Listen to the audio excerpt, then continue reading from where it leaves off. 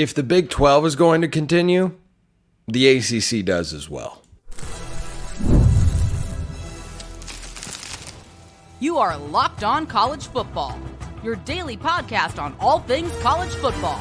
Part of the Locked On Podcast Network, your team every day. Welcome, everybody, to another episode of Locked On College Football. I'm your host, Benson McLaughlin. Thank you so much for making this your first listen or your first view every day. Part of the Locked On Podcast Network, your team every day and your daily source to stay up to date with the biggest stories in the greatest sport on planet Earth. Realignment, coaching carousel, the portal, and so much more. Getting you ready for the season. We've always got you covered. This episode brought to you by our friends at Game Time. Download the Game Time app, create an account, use code LOCKEDONCollege for $20 off your first purchase. Terms do apply. So, we'll talk about how careful Penn State needs to be mentally, perhaps for fans, in week one against West Virginia.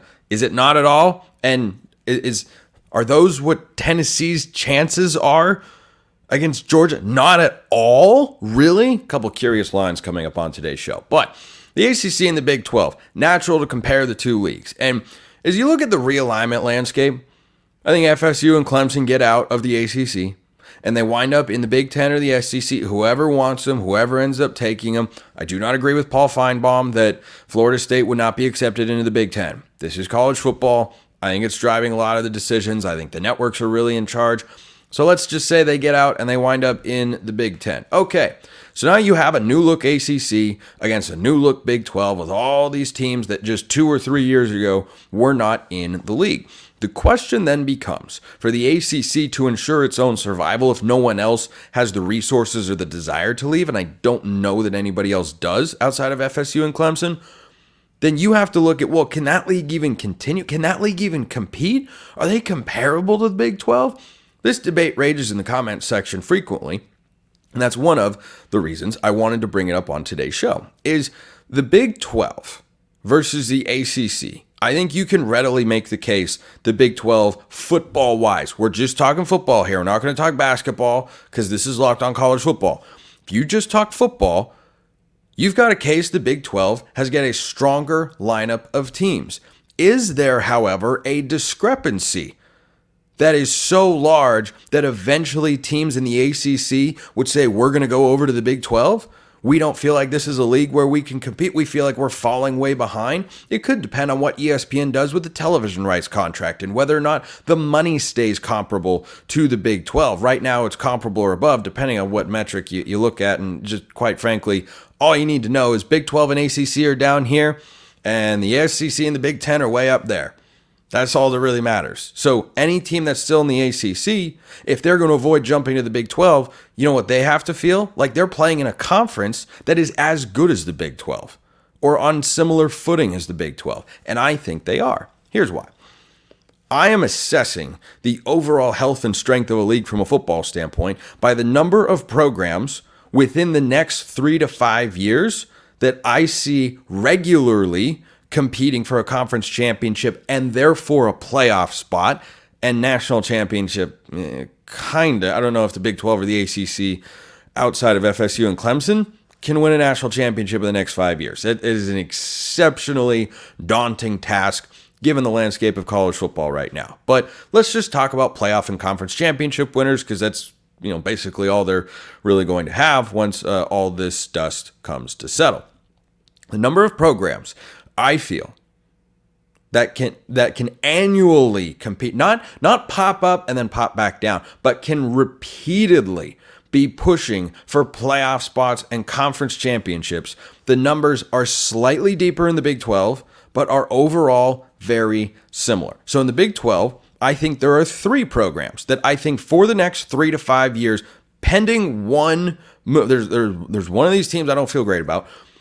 Pending one move, there are 3 teams that I say pencil them in, Sharpie them in as a title contender. Not a title winner every year, but a title contender every single year for the next 3 to 5 years. Utah, Kansas State, and Oklahoma State.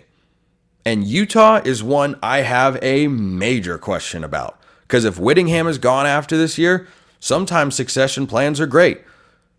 Sometimes they are Ryan Day at Ohio State, and it's immediate, and the success just continues. And other times, It's Marcus Freeman at Notre Dame. It takes a minute. There are stumbles out of the gate. So that is a legitimate question mark to ask about Utah, because it seems after the announcement he made recently, Kyle Whittingham is going to be done after this college football season. So those are the three programs I feel for the next 3 to 5 years, barring a major change in there, are going to be perennial title contenders or expected to be at the top of the conference. There are 4 teams, this is where they separate from the ACC, 4 teams I expect to continually be on the bubble, where they can get to the conference championship level. They might have those sorts of expectations. I just don't know if I quite trust them yet. I need to see a little bit more. Number 1, Arizona. I have seen Arizona ascend to that level, but not with Brent Brennan at the helm. So that is a question. Number 2, this is not ordered. I'm just going 1, 2, 3, 4. Colorado. Again, a former Pac-12 school, there are legitimate questions. But when you bring in the level of talent that Prime can every year, I can see it happening. I don't think that that is something I feel is a lock. Like Kansas State and Oklahoma State feel like very high floor programs right now. Colorado might be able to raise their ceiling one day, but their floor, yeah, it's only year 2. It's still only, which is crazy, but that's where we're at. Still only year 2 of Deion Sanders. So they're in the mix. TCU, again, went very high, then fell very low, missed a bowl game the next year. What's the answer going to be? What's the response from Sonny Dykes and company? Got a new defensive coordinator in there? Is that all they're missing? UCF is another one that I think can't, but I haven't seen it yet, and Kansas is the last one. Because Kansas has been good, and Kansas has got like the 3rd best title odds, depending on where you look, for the Big 12 this year, and I think that's appropriate. And if Jalen Daniels is healthy, they can do that. But can they sustain it? I haven't seen them sustain a program at a multi-year range at an upper-tier conference level. So that's where the Big 12 is. Shift over to the ACC. 3 programs, again, that I feel confident will be perennial conference contenders or in the upper portion of the league. Number 1, Miami. Have they done it yet? No. And this will probably be the take that gets the most pushback, and that's okay. Miami is going to out-recruit everybody else in a new-look ACC without FSU and Clemson. They are just going to out-recruit. So they might not have the ceiling you're looking for, but their floor is going to be exceptionally high because Mario Cristobal in the state of Florida, he's just going to keep recruiting well. They picked up a 5-star offensive tackle recently. That's going to be the norm. It has been. It's going to continue to be the norm. So they're going to be in that discussion, and that is sustainable every year. NC State is another one, high floor program. Now, they have not broken through that glass ceiling yet of getting a 10-win season. They have a chance to do it under Dave Doeren this year. But I don't feel that there is any lack of sustainability with what he has built for the Wolfpack. I feel like he can keep it there for the next several years. And this principle also applies to Louisville because Jeff Brom has coached in consecutive conference championship games. To do it in year 1 at Louisville, to have done it at Purdue the year prior, I think he is an exceptional coach, solid program, good tradition, good support. I think Louisville can be there every year. Now, this is where the Big 12 separates just a little bit from the ACC. The ACC, I think, just has 2 teams that I put on the bubble where I can see it happening. I just have major questions because it hasn't been sustained or fully demonstrated yet. SMU, the financial backing, what do they look like this year? They're one of the most interesting teams in college football this year.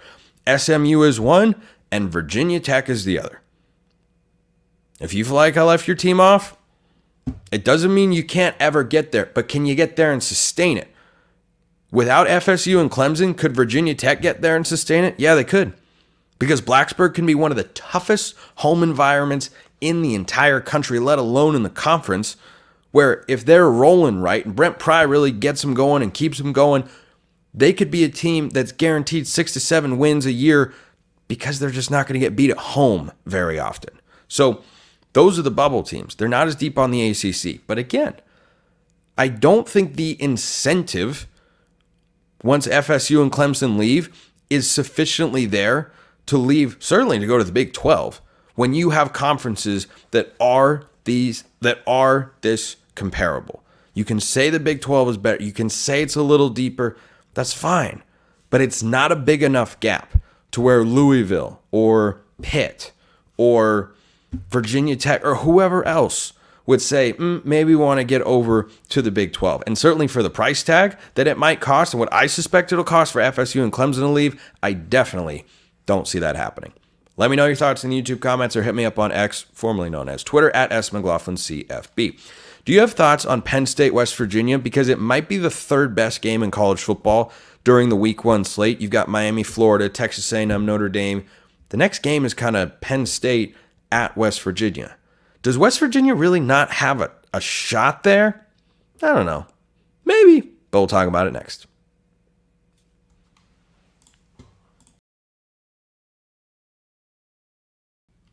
First, this episode is brought to you by Game Time. Game Time is an authorized ticket marketplace of Major League Baseball, which makes getting tickets faster and easier. Prices on the Game Time app actually go down the closer it gets to first pitch, which is a lot better for you. They've got killer last-minute deals, all-in prices, views from your seat, their lowest price guarantee. Game Time just takes the guesswork out of buying Major League Baseball tickets. You can save up to 60% buying last minute for sports, concerts, comedy, theater, etc. Whatever you are looking for, you can save even more with exclusive in-app deals on select seats ahead of the game or event, so don't miss your chance. Take the guesswork out of buying Major League Baseball tickets with Game Time. Download the Game Time app, create an account, use code LOCKEDONCollege for $20 off your first purchase. Terms apply. Again, create an account, redeem code LOCKEDONCOLLEGE. That's LOCKEDONCollege, all one word, for $20 off. Download Game Time today. Last minute tickets, lowest price guaranteed. Is there really no concern at all whatsoever for Penn State week 1 on the road against West Virginia? That's Zach Sako of Locked On Penn State joining me here to discuss. The betting line would indicate that is the case, Zach. It's a 10.5 point line in favor of Penn State. I expect the Nittany Lions to be favored. That's a larger number than I expected going on the road in week 1. I know this was a big Nittany Lions win a year ago, but is this really as safe of a victory as the betting line says? I think it is. It's just a matter of how many points, right? You know, going into Morgantown is pretty difficult. Neil Brown has resurrected at least his coaching career in a sense, but this is for now, right? You know, a band-aid, if you will. But the way I look at this is almost deja vu. Penn State's pretty identical to last season, aside from 2 coordinator changes. West Virginia is going to do pretty much the exact same thing. Garrett Green's back at quarterback. They have that same stable of running backs, and those are very good running backs. They're going to be a ground and pound offense. They're going to rely a little bit on the dual threat ability of Garrett Green, but that only gets them so much. This defense doesn't overwhelm you. They're not great. They're okay to good. And it's kind of the same thing with the offense. So if the offense can play ball control for West Virginia, and then the defense basically just does the bend, don't break, that only works against certain caliber opponents. That's one of them isn't Penn State. Okay, so that's not going to work at Penn State, whether that's in Happy Valley or Morgantown. Penn State should be able to win by double digits here because this is, I'd say, almost an exact identical matchup to 2023. 38-15 was the final score in front of the home fans for Penn State a year ago in a victory over the Mountaineers. They had met since the 90s, by the way. It had been a hot second since they'd played football. I don't know what inspired them to renew this matchup, but college football scheduling makes as little sense as anything in the world anyway. So something I talk about often when looking at schedules, Zach, even though football is only played once a week, because typically you hear this discussion in baseball, which I'm a huge fan of, momentum, right? Who's hot going into the playoff? How are they playing right now? Well, you got to stretch.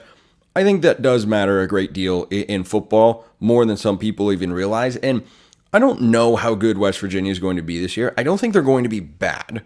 I don't know if they're going to be great. I think they can be in the middle of the Big 12. But do you think there is anything to this being a week 1 game that gives it a different feel than if it were in, say, November and West Virginia has lost, let's just say, hypothetically, 4 or 5 games by then. Penn State's only lost 1 or 2, pushing for a playoff spot.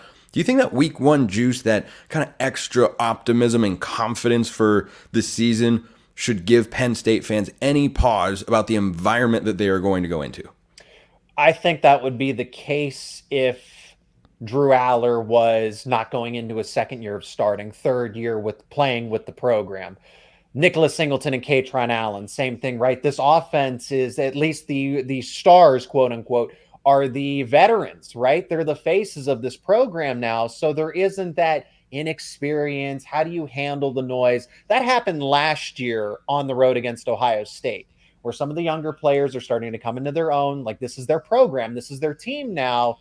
And the lights were a little brighter than expected. In this case, in Morgantown, certainly not. And again, combine that with, environment, caliber of opponent, experience of Penn State, all of those things kind of bundle together, right? West Virginia isn't a powerhouse. Penn State is familiar with the system, and they can beat that system, right? West Virginia is a kryptonite for a lot of other teams. Okay, Penn State's played Michigan and Ohio State, right? Those are better versions of what West Virginia tries to do. Ground and pound, be physical, right? It's not like those. I would say if this was like a USC or a Washington going up against West Virginia week one, a spread team that isn't really used to that kind of physicality, different story. But Penn State has played this way, at least for the past 2 seasons, where they are the ground and pound team and rely on ball control, physicality. They're essentially better than West Virginia at its own game. When you look at what happened last year in this game, Garrett Green, 16 of 27, 162 yards, no touchdowns, no interceptions. Certainly the Mountaineers need him to be more productive than that if they are going to pull what the odds makers think would be a pretty sizable upset here. Without Manny Diaz, who's off to be the head coach at Duke, and without Chop Robinson striking the fear of God, rightfully so, into opposing offensive coordinators, how can this Penn State defense replicate that performance in Morgantown? I mean, that's truly a next man up mentality here, right? Penn State isn't replacing, they're reloading.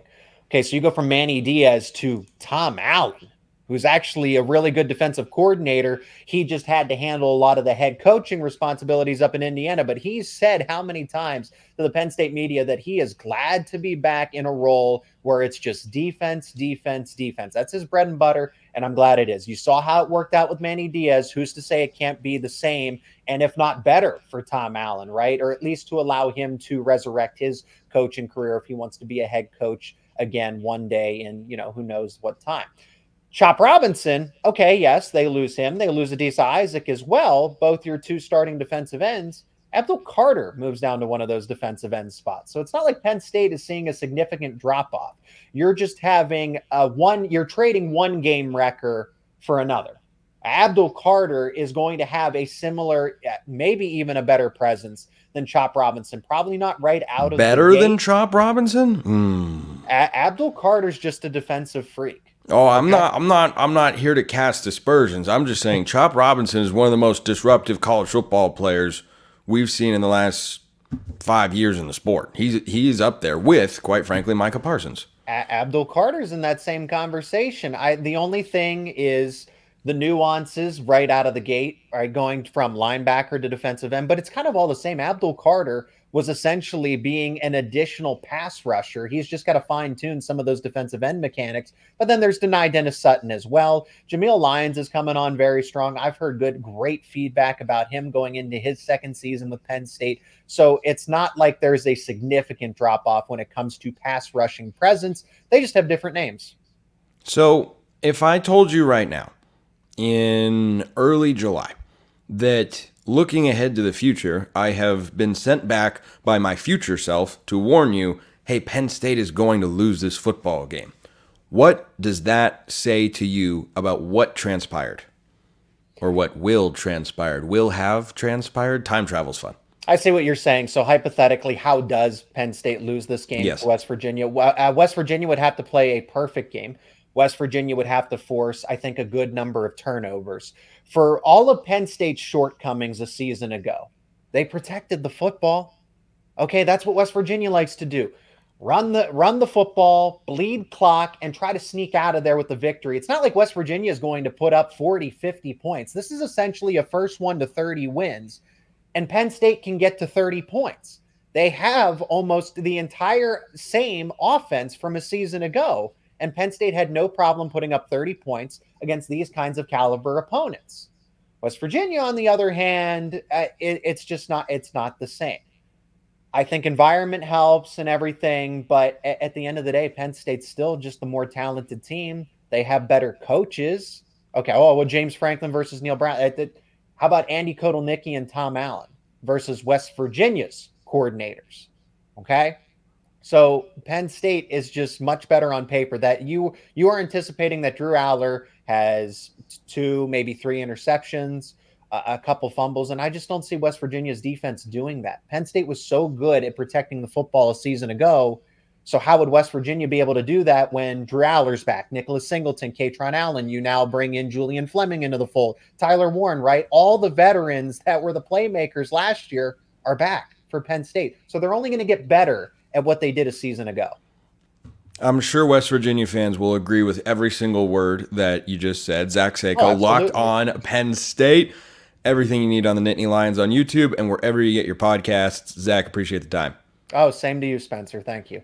Speaking of betting lines, Georgia is favored against Tennessee. That's not a surprise. The number is, it's got to surprise you at least a little bit. That's coming up next.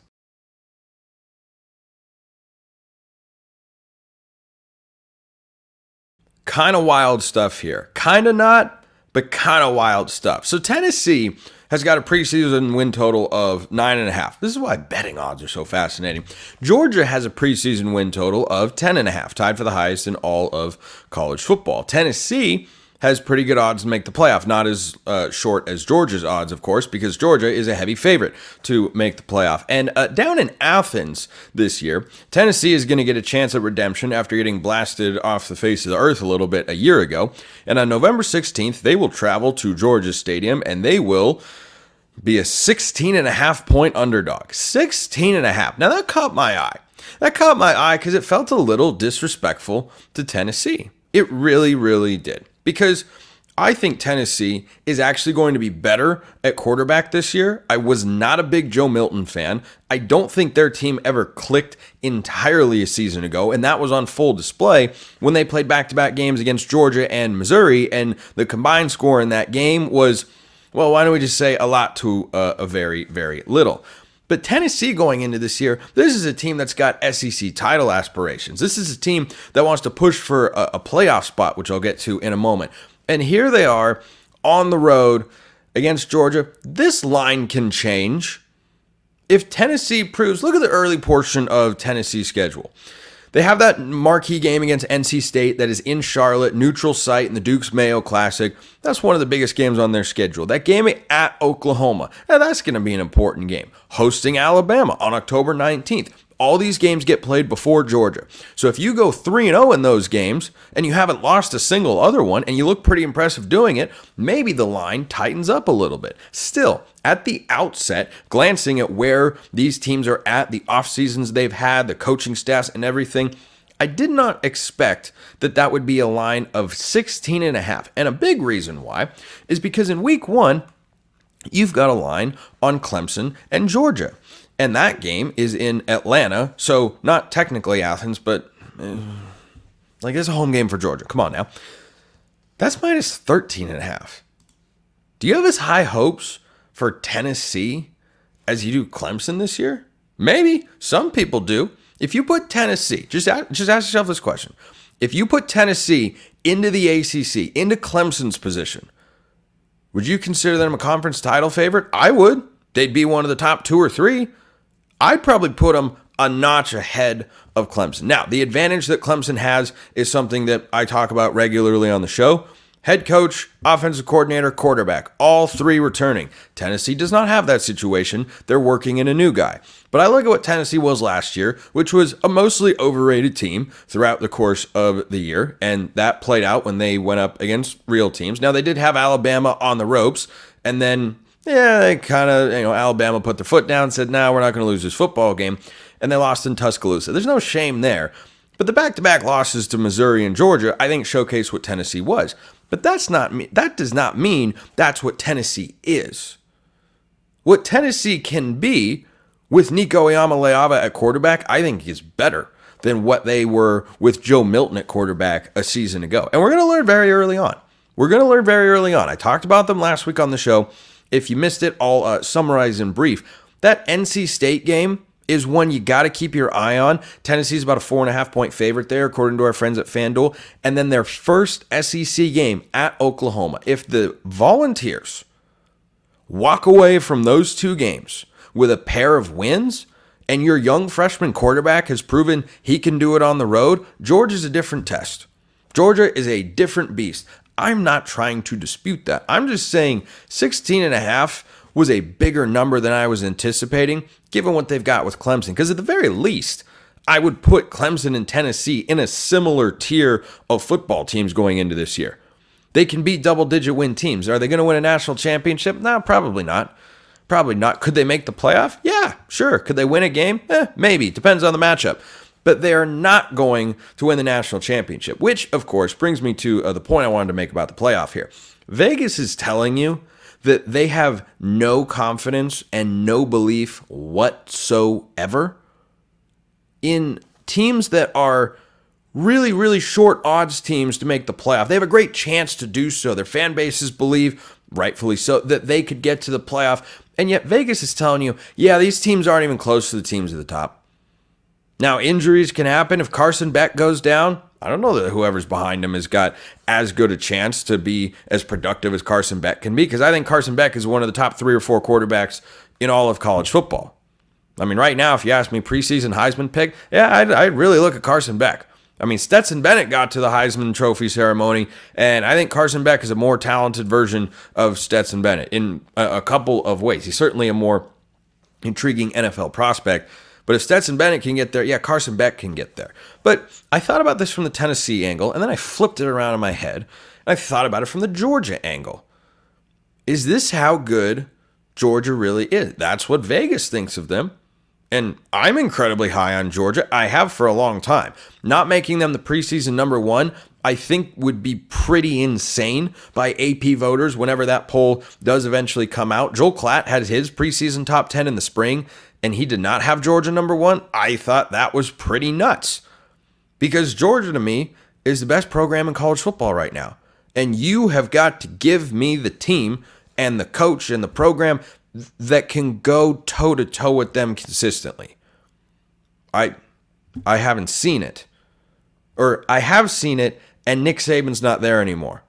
I think Kalen DeBoer is a fantastic football coach. Right now, if you ask me to pick playoff teams, I'd probably put Alabama in just because Kalen DeBoer is there, and that guy shows up and wins quickly everywhere he has ever been. But Kirby Smart's the best coach in college football, and he's got the best program, and he may very well have the best team.